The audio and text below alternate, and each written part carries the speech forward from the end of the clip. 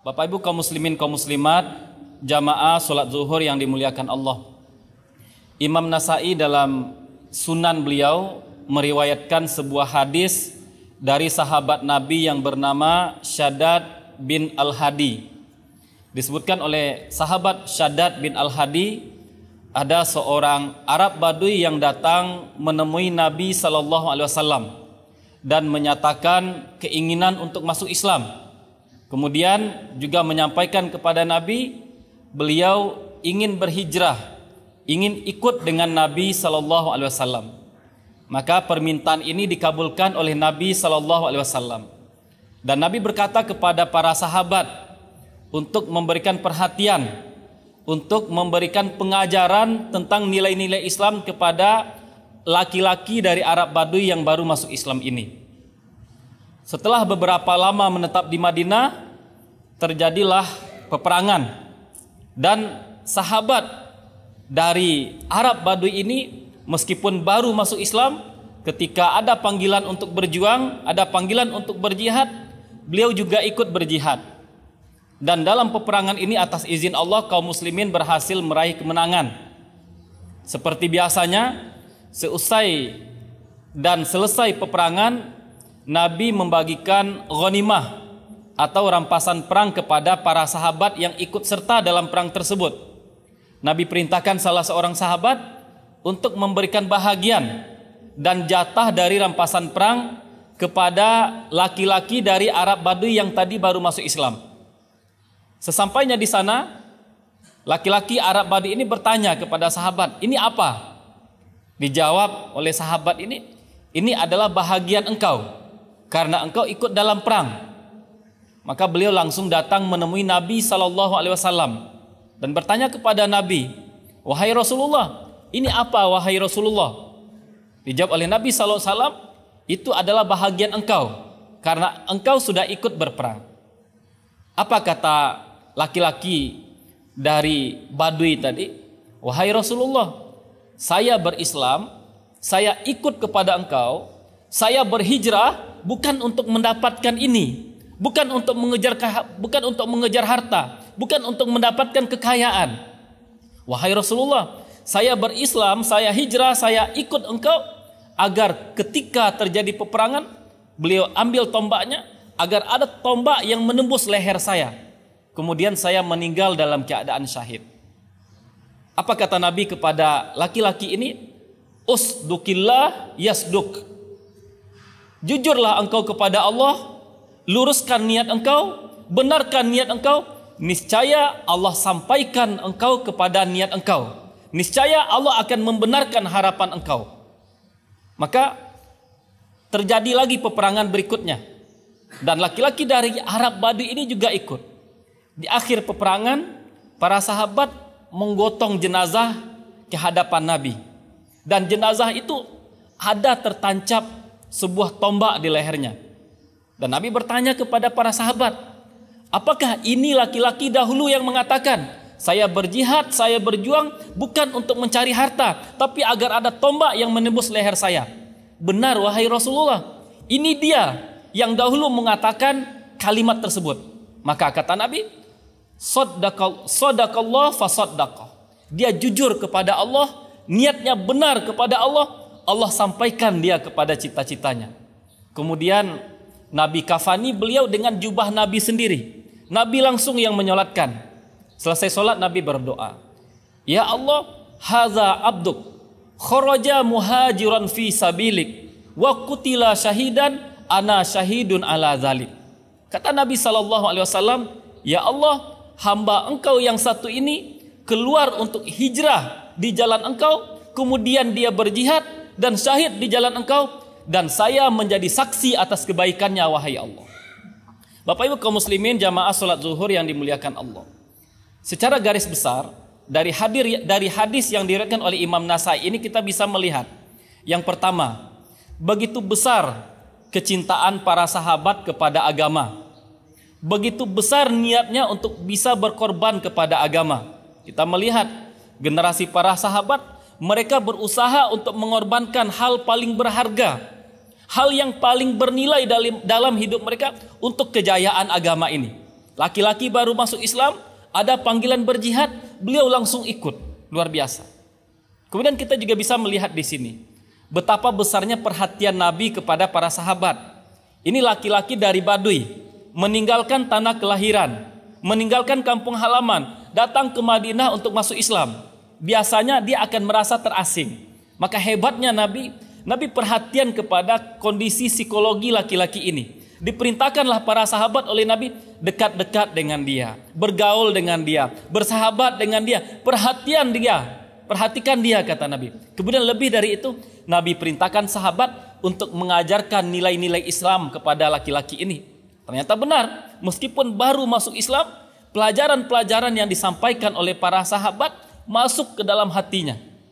Dan yang luar biasa adalah meskipun masuk Islamnya belum lama, ketika ada panggilan untuk berjihad, panggilan untuk berjuang, hatinya tergerak.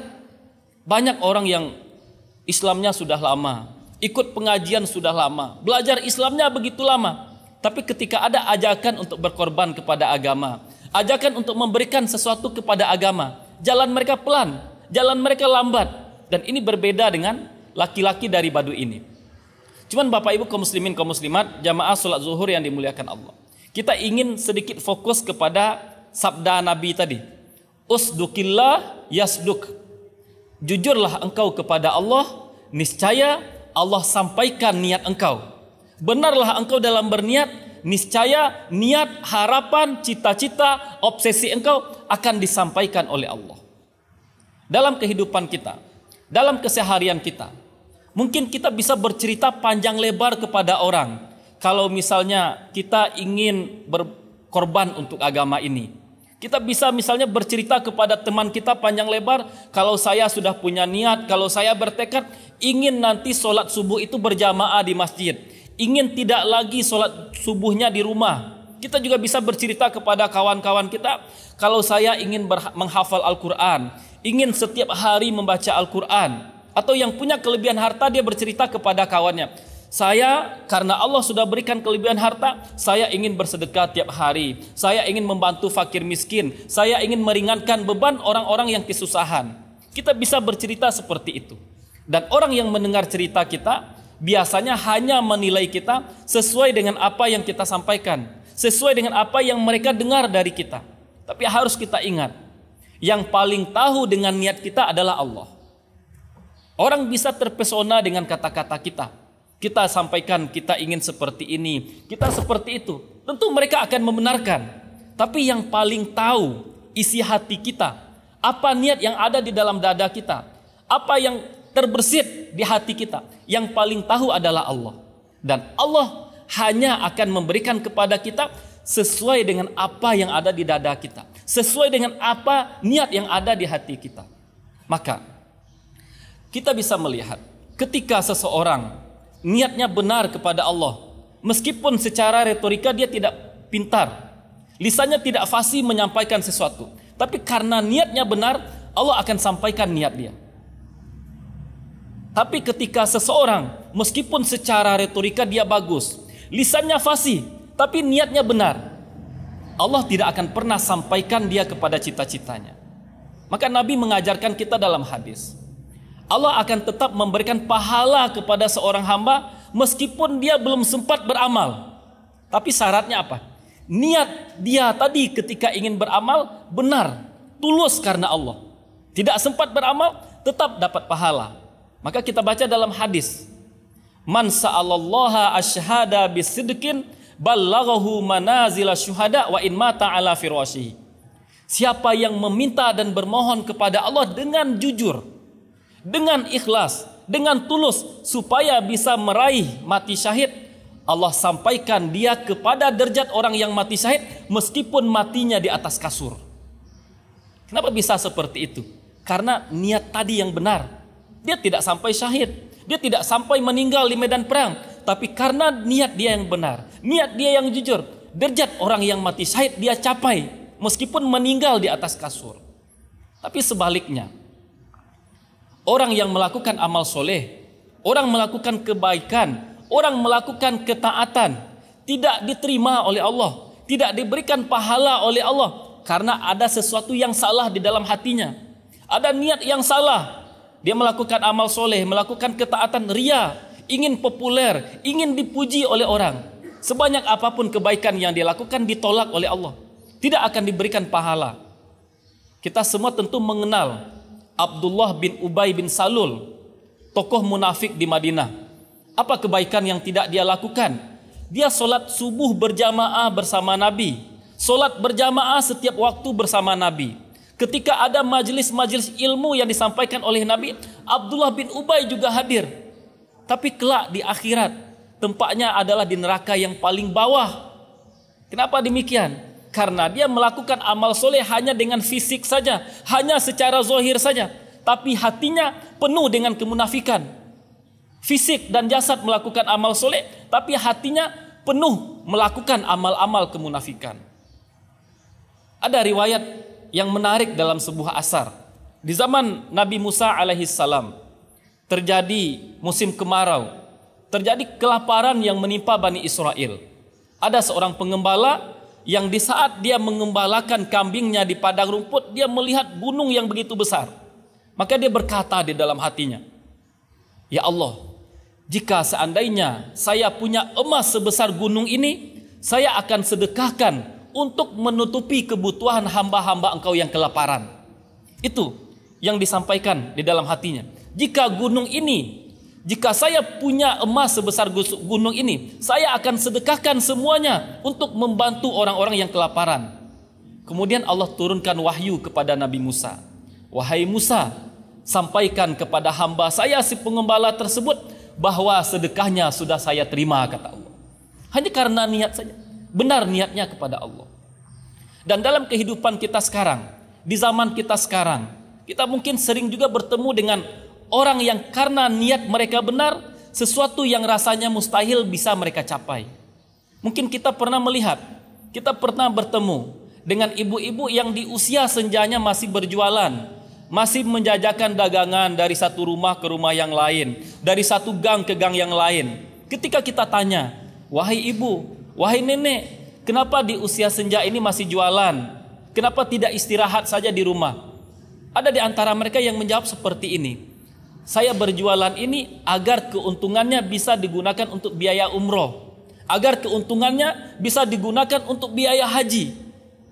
Menurut kita mungkin mustahil jualan gorengan dari satu rumah ke rumah yang lain, dari satu gang ke gang yang lain. Mana mungkin dengan keuntungannya bisa naik haji, bisa umroh. Tapi ternyata mereka bisa naik haji, ternyata mereka bisa melaksanakan umroh karena kebenaran niat mereka.